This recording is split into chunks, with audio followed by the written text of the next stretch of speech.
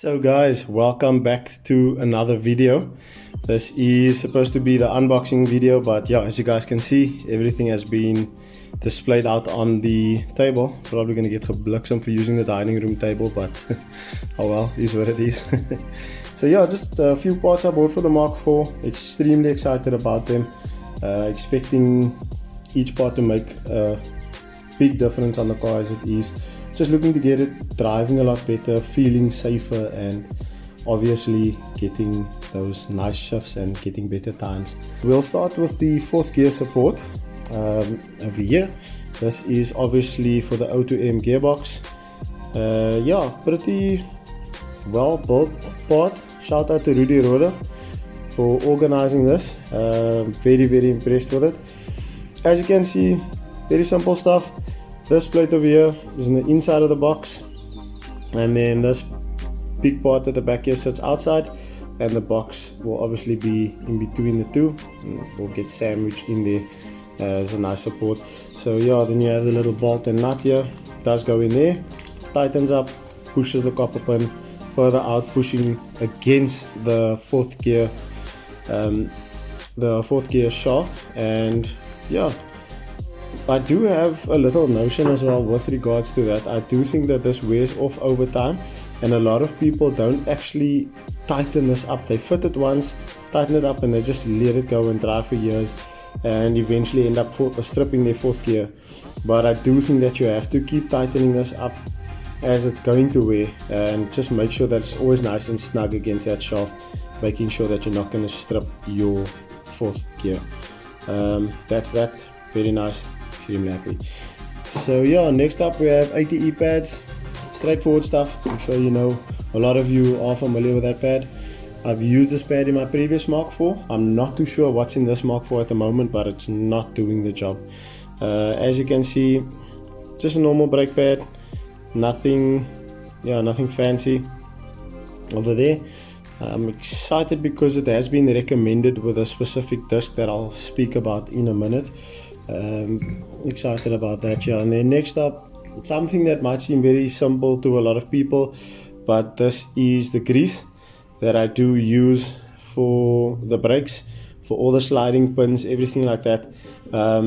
You can use other grease, but sometimes they are not recommended because the high heat that they do get exposed to doesn't do quite well with that, and it pushes out eventually and you're left with nothing. So this holds up well. I've tested it and I trust it, and yeah, I'm gonna go through all the brakes, make sure I lube up everything so that I have nice smooth working brakes. So that's a part number over there for those of you who might be interested. I'm just hide that there. I think the camera is trying to focus on it. Then last but definitely not least are these awesome brake discs that I got.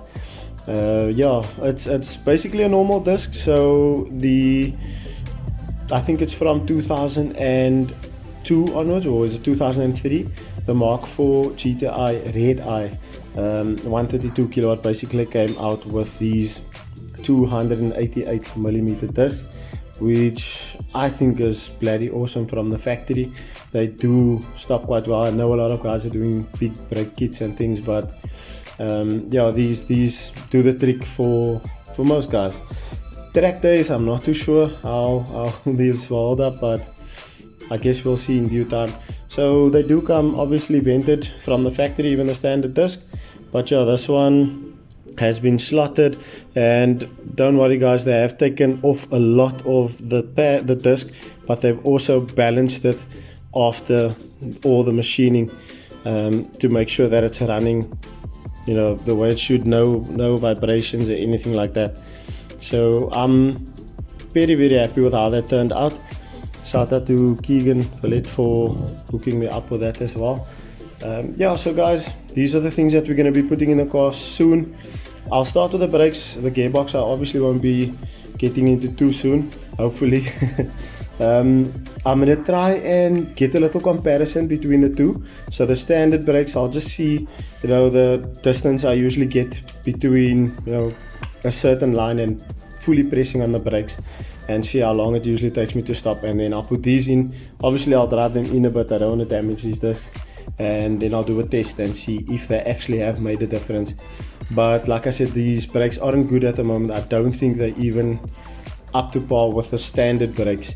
So yeah, very excited for that. Thank you so much, guys. I saw I got about 20, I think it's 23 or 28 subscribers at the moment. Yeah, I definitely wasn't expecting to get any, to be honest. It's just something I love doing, and I'm sure there's some people out there who's also maybe struggling with the same thing. But to see all the support and love I'm getting is really, really awesome. I appreciate it big time. Yeah, so stay tuned for the video on the brakes. Like I said, it will be coming soon. Just have to drive them in and we'll take it from there, start testing and see if it was really worth it. And I can even hook you guys up with somebody to supply you for these. You can just leave a message in the comments, or some of you have me on Facebook, you can get me there as well. Yeah, so spread the love, spread the peace, stay safe, guys, and we'll catch up on the next one.